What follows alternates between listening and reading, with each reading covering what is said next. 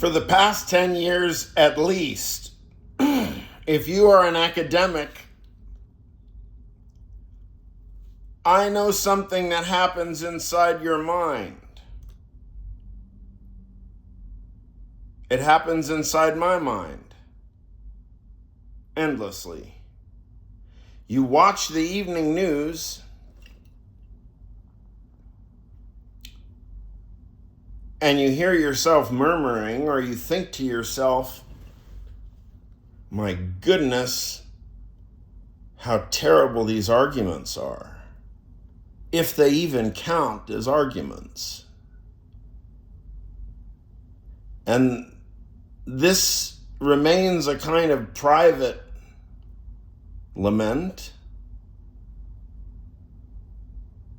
Maybe it gets tedious at Thanksgiving. Maybe conversations with friends get more and more touchy, and it's easier to avoid. It's easier to avoid hard subject matter for the sake of ordinary life, which makes sense. Usually that would seem to be fairly adaptive and commonsensical and acceptable, but it's becoming unacceptable. Now,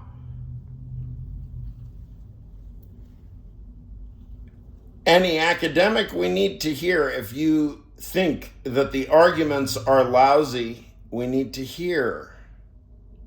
We need to hear you loudly. Demand. These arguments are lousy. And drill holes in the arguments. Expose them for being likely not even arguments, but pale semblances. Pale semblances. Mimetic likenesses of arguments, but not the real thing. Real argumentation binds an epistemic position and probably makes it more and more articulate.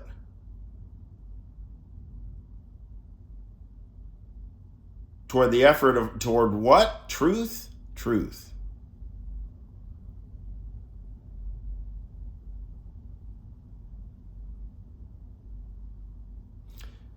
See, I mean, if you're an academic now, your job, if you are a public intellectual, your job is no longer to entertain. Your job now is to force the discourse into terrain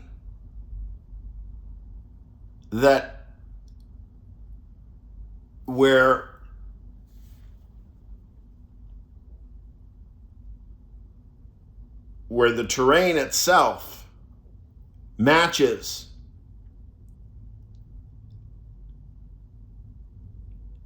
any possible competitors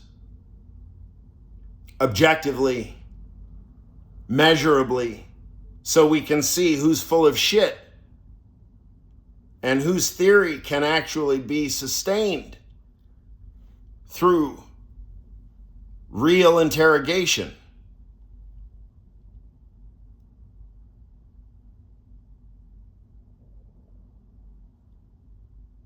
So yeah, you'll hear, is this a call? This is a call, what? I am demanding for discourse, for public discourse, the caliber, the epistemic caliber of public discourse to be raised. That's not a thing that any one person can do. And it's not a policy that can be made into law. It's simply a cultural reality. We've turned the discourse to rubbish. We've turned the discourse to rubbish. There is no discourse. Nobody's discussing anything. Nobody has a theory. Nobody's read anything.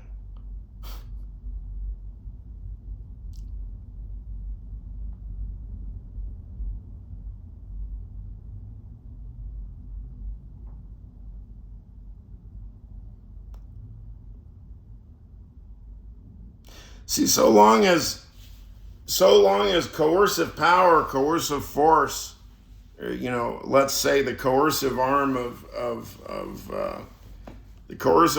the powers that be, so long as they present themselves as though they have a discourse that they belong to, that they are committed to.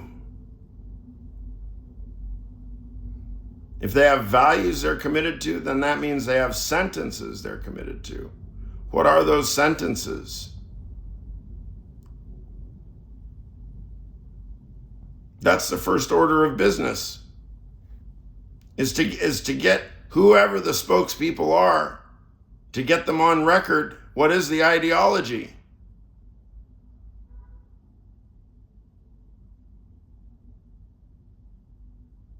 This is a discursive competition that has not even begun yet.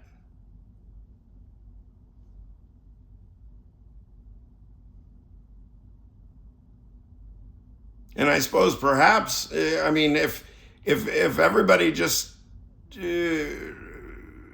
plays dead, it never necessarily becomes a discursive battle.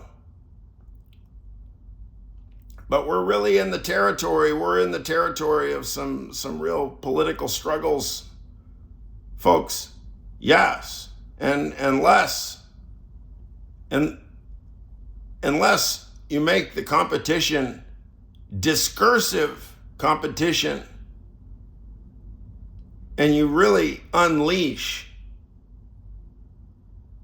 no more kid gloves. It's not even kid gloves. The real competitors didn't even show up to the conversation yet.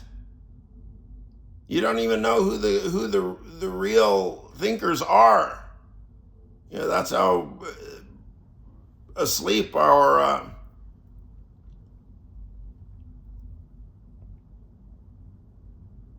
discourse is. The top 30 philosophers in the world, nobody's ever heard of them because nobody ever thinks to ask them any questions. And then Jeffrey Hinton gets a Nobel Prize.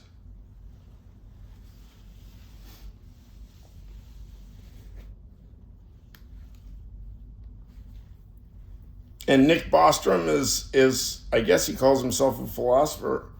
I don't know how they're associated with Oxford, dude. That guy's a quack. That guy's a total fucking quack. What? It's all speculative. It's all speculative. What are you even fucking talking about?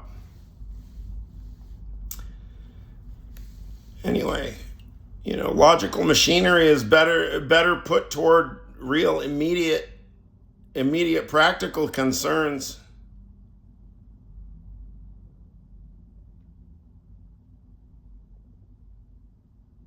Our epistemic troubles are only way downstream implementation troubles related to LLMs or whatever the implementation is. No, epistemic troubles are epistemic troubles.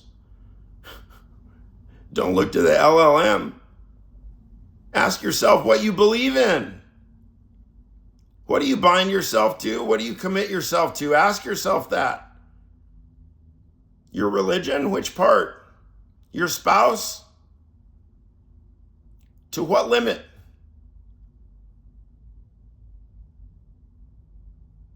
Your family? In what sense?